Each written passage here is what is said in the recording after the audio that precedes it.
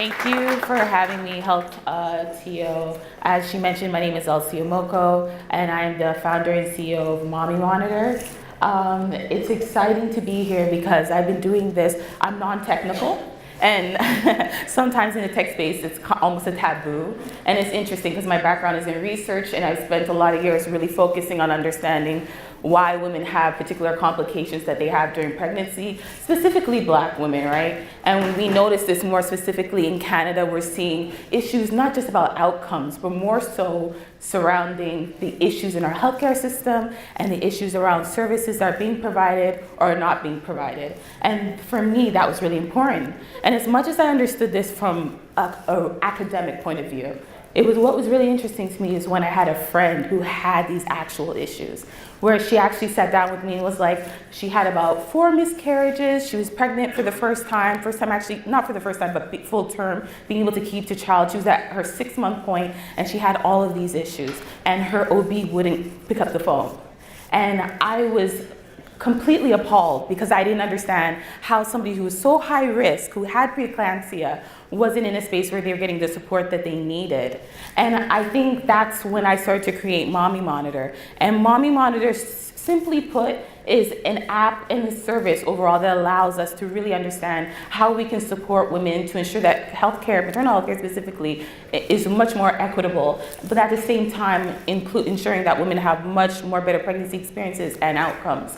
And we do this really simply by using an app and other services, and I'll kind of talk to you about these services before I explore some of the lessons that I've had in the short term that I've been kind of starting on with this startup. We have everything from birth justice workshops that we do in the community. We have a conference that we had about over 400 people attend already.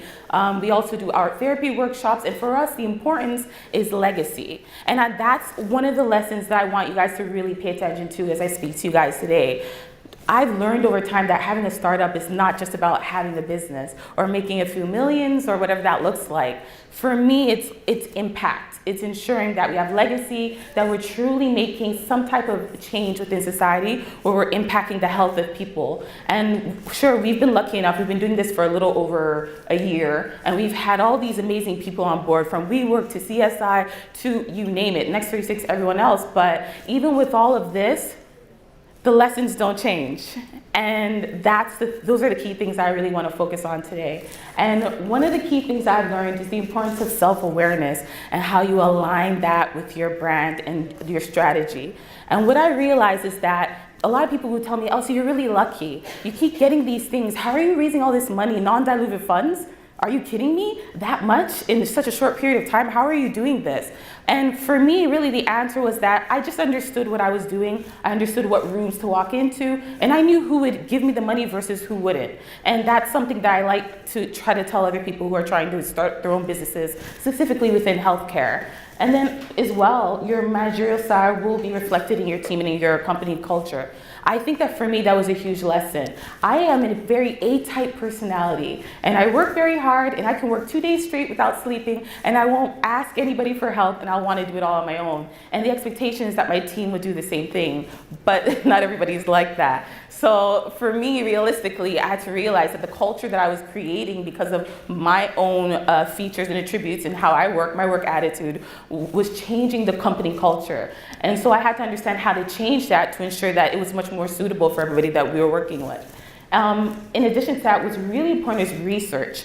And not just research, but research that's validated. It's specifically within healthcare. And in this room, I'm sure there are a lot of people who are in the healthcare space and they understand the importance of research that has been validated and has that stamp of approval on it so that you can really do the work effectively. And even more so, what I found is that focusing on women is a good thing. I think that I've come into a lot of situations with VCs and other people where the first question they ask me is, oh, this is for women, or is this only for Black women? What are you doing? And there's always that kind of weird look on their face where they're questioning whether they want to be involved with you or continue the conversation. But women sell, it's a great market, and it's a great group to really focus on. And this is the last point. This is literally my face every time I have to explain to people that, yes, Black people, this is a market that you can market to. They will buy your products. And it sounds crazy, and I'm sure a lot of people are like, what are you saying? But to be very honest, I have had VCs sit down and look at me with a weird look on, hand on chin, the whole thing, and be like, is there money in Africa? And I've had these questions. Are black people really a market? Do you think you can sell to black women? Is that your goal? It's a market. It's a market like everyone else. It's a viable market. There's a lot of money to be made. And that's not to say that we're focused only on black women. We're not. We're focused on all women. But the point that I wanted to make is that in everything that you do, just inclusivity, diversity is important, being aware, having self-awareness of yourself and your brand and those that you work with, and also being a reliable source and accountable source in the work that you do.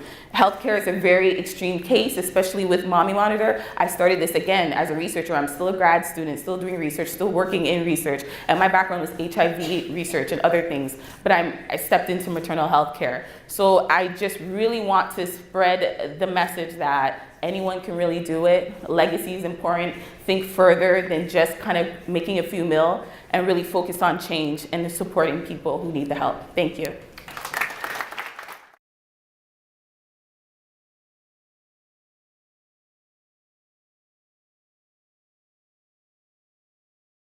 So what Mommy Monitor is doing in particular, we have two ways that we function. We function for women themselves, and then also for hospitals, community health centers, and other organizations that work with women. With the hospitals and other organizations, outside of using the app, we have our maternal mentors, who are women clinicians, specifically midwives, doulas, nurses, who have a trained background, and they function within the app as well, where they are part of that market that I kind of highlighted very earlier on, that was on the screen, where women can kind of get on-demand support whenever they need it. That's one.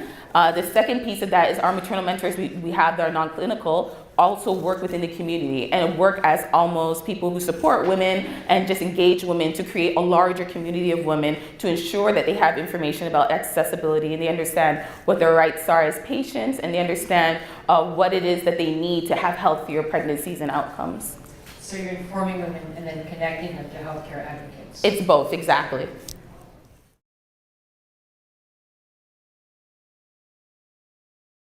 Yeah, for sure. I didn't get into it that in depth. So the app, how it functions, is on-demand service. So what we do first is we analyze the behaviors of mothers through asking them questions via SMS. Once we get the data from those questions, we analyze that. We identify what risky habits they may have. We help them to mitigate those risks by connecting them with a maternal mentor, which is a clinician like a midwife, or a non-clinician like a doula, and they will support them with services. But there are two packages that we have, the basic and premium. The basic package allows them for about 1 to 5 hours of telemedicine support from that maternal mentor, and the premium package provides them with 10 hours of support, which includes in person. So the midwife could come to their house, or whatever that looks like for them. They can make that choice amongst themselves.